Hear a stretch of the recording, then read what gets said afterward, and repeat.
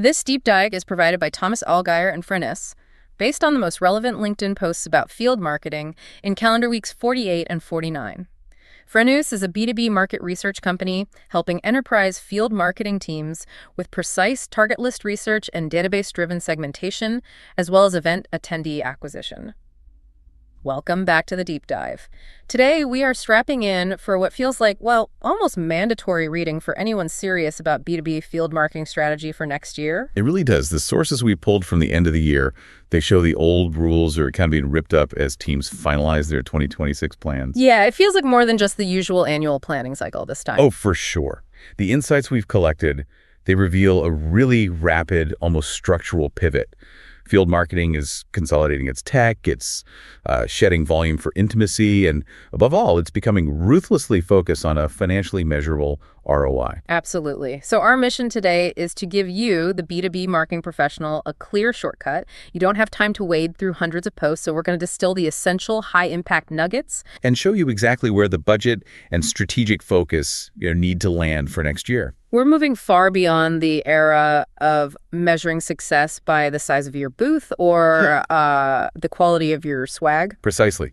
The winning formula for 2026, according to these industry leaders, is that disciplined connection of experience design, rigorous data, and systematic follow-up. So we've organized this into 4 critical areas. Yep. First, the seismic strategy shifts. Yeah. Second, new ROI frameworks. Third, what it takes for execution excellence. And finally, the state of event tech. Okay, let's unpack this. Let's start with the core problem. Field marketing's historical struggle to prove its value. Right, which leads us to our first theme, the big shifts in event strategy and planning. So for so long, events were seen as this tactical expense, often disconnected, operating in a silo. But now they are being mandated as a strategic revenue engine. That's the key phrase right there, revenue engine. So what's the single biggest shift in accountability that's driving this? It's revenue ownership, plain and simple. Alana Elroy shared that he's hearing consistently from different enterprise leaders that event teams, they now carry genuine, measurable revenue accountability. So not just influence. Not at all. This means they're responsible for hitting actual pipeline generation and acceleration targets. And these are measured, 90 to 180 days after the event concludes. Wow. That completely moves the field team from a cost center to a mandatory profit driver. It has to. Yeah. And that requires planning discipline. You can't own revenue if your events are just sporadic or random. Exactly. And that's where structure comes in. I saw Alex Adkins outline a really smart approach for 2026. Oh, the quarterly focus. Yeah, assigning one specific business focus per quarter. They're treating events not as isolated tactics, but as these connected campaigns. So like Q1 might be kickoff dinners focused purely on expansion revenue. Right, and then Q3 could be all about partner plays and roadshows for breaking into a new market. That clarity, that's the cure for the constant event sprawl that just wastes so much budget. And that systemized approach ties directly into this whole intimacy over volume movement we saw dominating the conversation. Totally. If you're focused on a handful of strategic goals, you need highly qualified, targeted interactions, not just mass attendance. And Alon Elroy has a striking example of this. He mentioned one enterprise director got more value, more pipeline, and a more actionable insights from a highly curated 30-person executive dinner. A 30-person dinner. Than they did from their entire 2,000-person national conference sponsorship. Small is the new big. So how do we make sure those small, intense interactions actually count? It boils down to who you invite and why. Declan Mulkeen reinforces this. He's advising ABM teams to strictly prioritize intimacy over volume. Every single event has to be a real revenue play. A true revenue play. I mean, if you're going to use the resources, the time, the expense, the executive commitment, the interaction has to be deep and it has to be tailored. And crucially, this new depth. It demands integration across the entire organization. Dan Rowe confirms that events are no longer standalone tactics. Right. They work best when they're fully integrated into the broader ABM mix. They capture real-time intent signals that, frankly, digital channels just can't replicate. They provide that rich context for sales follow-up. Yeah, and Leslie Robertson emphasized that the real success factor here isn't buying new technology. It's achieving genuine, disciplined collaboration, not just coordination across marketing, sales, and product. The teams designing the experience have to be at the same table. They absolutely have to be. That cross-functional alignment is the key structural unlock for 2026 performance. Okay, so if the strategy is all about intimacy and structure, that leads us right to the next big issue. How do you prove that intimacy actually pays off? The gut feeling ROI problem. We have to fix it. How are we fixing it? Well, you hit the nail on the head. The philosophical shift is about what we're even measuring. Amit Relland suggests that event success shouldn't be measured as return on investment, but as return on interactions. Return on interactions, I like that. The actual value is created in the conversations. The handshake, the spontaneous candid chat, not just in the raw number of badges scanned. So we need metrics that follow the quality of the connection, not just the head count. Exactly. And that focus on hard value is critical as the CFO becomes a major stakeholder in these discussions. Right.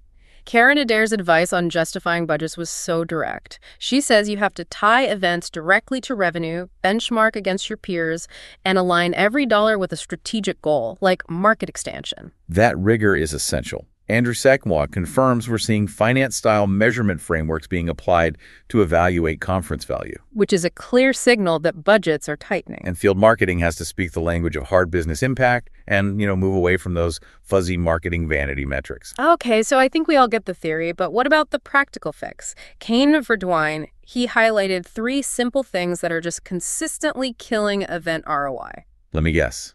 No prep, no follow-up. You got it. No preparation, no systematic follow-up, and measuring attendance instead of actual outcomes. And his solution is so practical. It's basically insurance for your massive event spend. If you spend $100,000 on an event, spending an extra $10,000 to $20,000 on disciplined pre-event outreach and immediate 48-hour follow-up isn't overhead. It's what ensures the original $100K actually works. You have to call your target list beforehand and call every qualified lead immediately after. It's that simple, and that discipline starts even before the first call. Kasia Sam provided a really concrete framework for smarter targeting. Don't wait for the attendee app. Exactly. Start with the speaker list, track social signals around the event, and then validate those individuals against your own CRM data. That process should pinpoint your 50 to 200 high-value attendees before the event even starts. It all just screams intentionality. It does, which is necessary when resources are finite.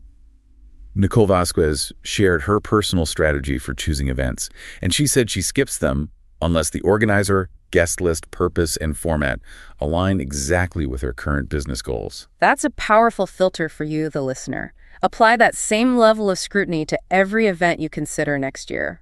So we have the strategy, we have the metrics, but none of that matters if you can't turn the plan into a memorable, positive human experience. Right. And that brings us to execution excellence. Sir Rawat states the core truth here.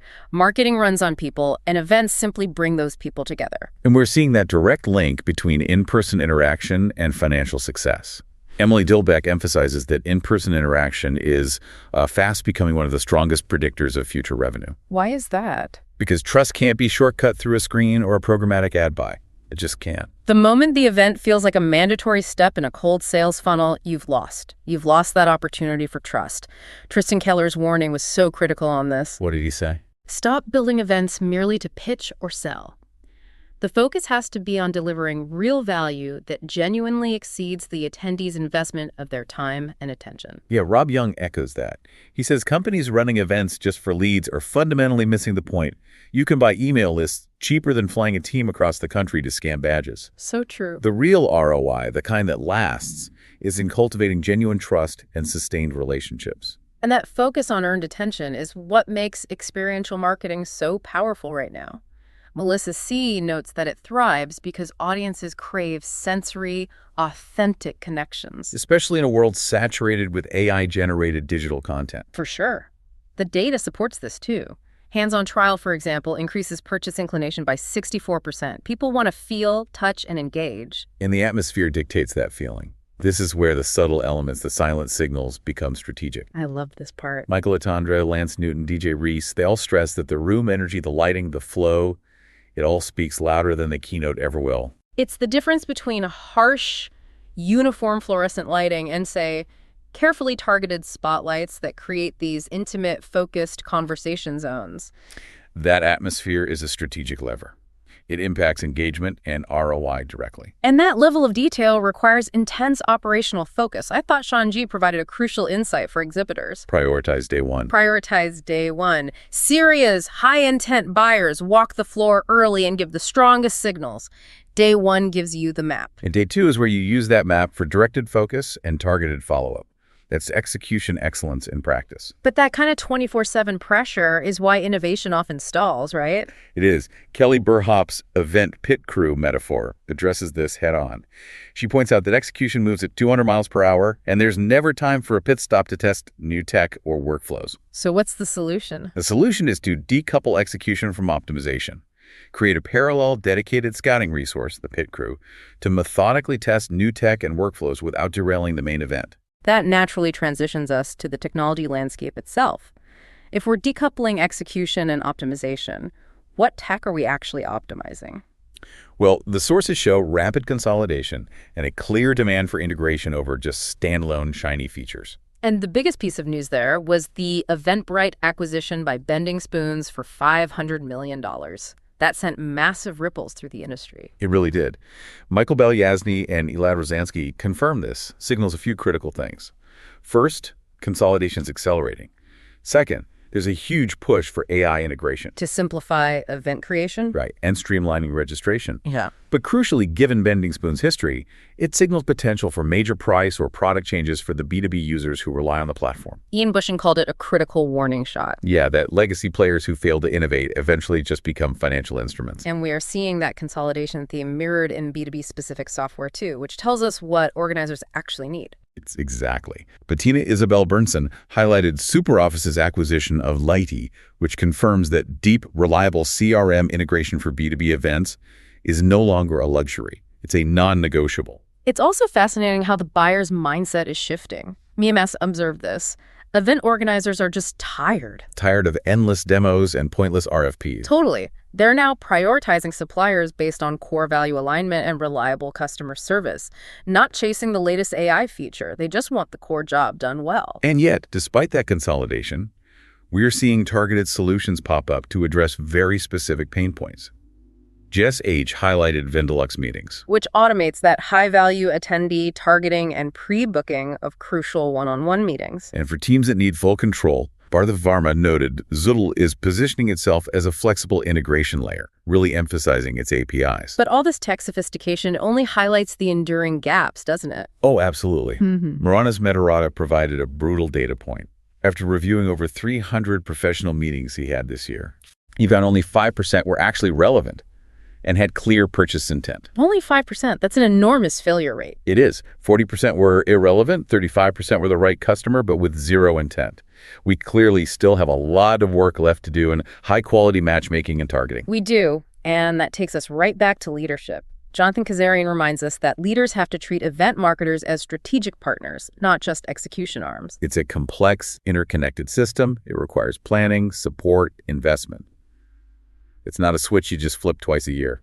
So, to summarize the critical message for 2026, the winning strategy for field marketing demands 3 things. First, strategic clarity through systemized campaign planning. Second, deep financial alignment with the CFO based on measurable ROI. And third, an unwavering focus on high-quality, memorable human connection. It's all about being intentional and accountable at every single stage of the process. And here's a provocative thought for you to chew on this week, based on Scott Pilgrim's powerful insight. The real ROI doesn't end up in your CRM, it's in your notes. What unfiltered buyer feedback, what unmet needs, and what real-world language did you extract from your last event? Focus on learning those essential truths that will truly inform and refine your strategy for the next quarter. If you enjoyed this deep dive, new episodes drop every 2 weeks. Also check out our other editions on account-based marketing, go-to-market, channel marketing, MarTech, social selling, and AI in B2B marketing. Thank you for diving deep with us. We'll see you next time.